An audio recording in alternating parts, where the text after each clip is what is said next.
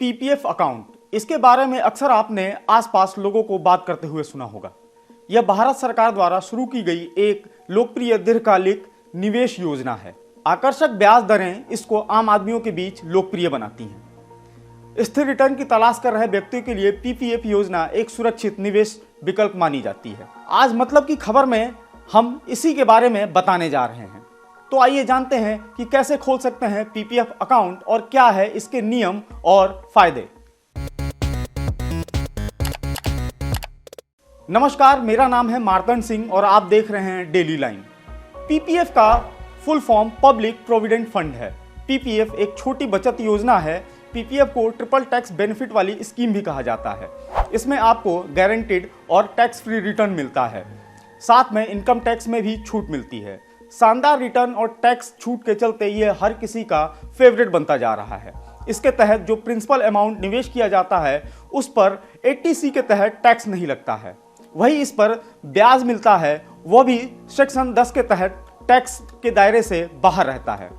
अक्सर लोग सोचते हैं कि पीपीएफ लंबे वक्त तक पैसा लगाकर वह रिटायरमेंट तक करोड़पति बन सकते हैं। अगर आप भी पीपीएफ में पैसा लगाने की सोच रहे हैं तो आपको इससे जुड़े नियम पता होने चाहिए। इतनी जानकारी के बाद आपके दिमाग में यह ख्याल जरूर आया होगा, आखिर पीपीएफ अकाउंट कैसे खुलता है। तो आइए हम इसके बारे में आपको बताते हैं। सरकार ने कुछ पोस्ट ऑफिस और कुछ बैंकों को पीपीएफ अकाउंट खोलने का अधिकार दे रखा है। आप इस निश्चित पोस्ट ऑफिस और बैंकों में जाकर अपना अकाउंट खुलवा सकते हैं। कुछ बैंक ऑनलाइन अकाउंट खोलने की भी सुविधा दे रहे हैं। ऐसे बैंकों में आप घर बैठकर भी पीपीएफ अकाउंट खोल सकते हैं।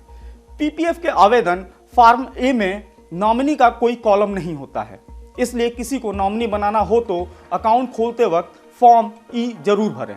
अगर आप चाहें तो मैच्योरिटी से पहले भी पीपीएफ अकाउंट को बंद करवा सकते हैं। हालांकि यह भी 5 साल पूरे होने के बाद ही मुमकिन है।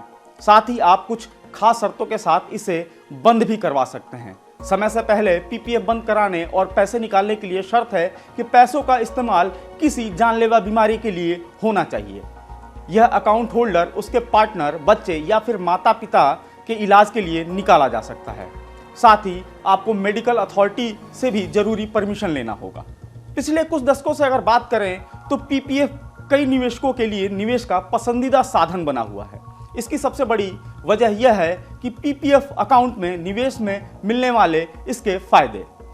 इसमें आप अपने बच्चों के नाम पर भी अकाउंट खोल सकते हैं। किसी भी बच्चे के माँ बाप की तरफ से बच्चे के नाम पर पीपीएफ अकाउंट खोला जा सकता है।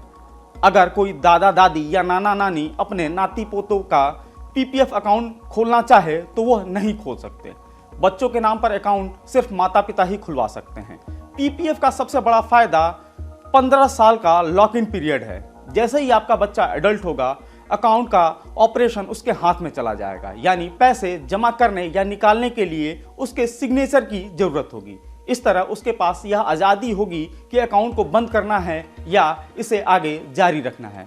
वह इसे 5 साल के लिए आगे बढ़ा सकता है, यानी उसके लिए 15 साल के लॉक इन पीरियड का झंझट नहीं होगा। हालांकि 1 साल में आप अपने और अपने बच्चे के अकाउंट में कुल मिलाकर 1.5 लाख रुपये ही निवेश कर सकते हैं। ब्याज दरों की बात करें तो पीपीएफ में ब्याज दर फिक्स नहीं है, बल्कि यह 10 साल की अवधि वाले सरकारी बॉन्ड यील्ड से जुड़ी होती है। सरकार अपनी सिक्योरिटीज पर मिले यील्ड यानी रिटर्न के आधार पर हर तिमाही पीपीएफ के लिए ब्याज दर निर्धारित करती है। साल 1968 और 69 में पीपीएफ पर 4% ब्याज था, तो 1986 और 2000 के बीच ब्याज दर बढ़कर 12% तक पहुंच गया था। इस वित्त वर्ष की अगर बात करें तो पहली तिमाही के लिए यह 7.10% फिक्स किया गया है। लंबे समय से इसमें कोई अभी फिलहाल बदलाव नहीं किया गया है। अकाउंट एक्टिव रखने के लिए सालाना कम से कम 500 रुपये आपको अकाउंट में डालने होंगे, जबकि एक वित्त वर्ष में ज़्यादा से ज़्यादा 1.5 लाख रुपये ही आप इसमें डाल सकते हैं।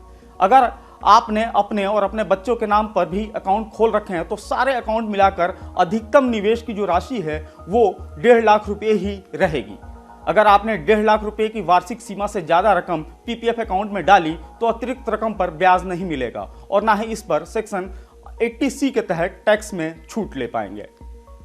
पीपीएफ खाते में एक शख्स साल में ज़्यादा से ज़्यादा 12 बार पैसे जमा कर सकता है। यही नहीं, आप अपने पीपीएफ अकाउंट के एवज में लोन भी ले सकते हैं और जमा रकम में से कुछ हिस्सा निकाल भी सकते हैं। आपको ये जानकारी कैसी लगी, इसको हमारे कमेंट बॉक्स में जाकर जरूर बताएं। साथ ही हमारे चैनल डेली लाइन को सब्सक्राइब और फॉलो जरूर करें।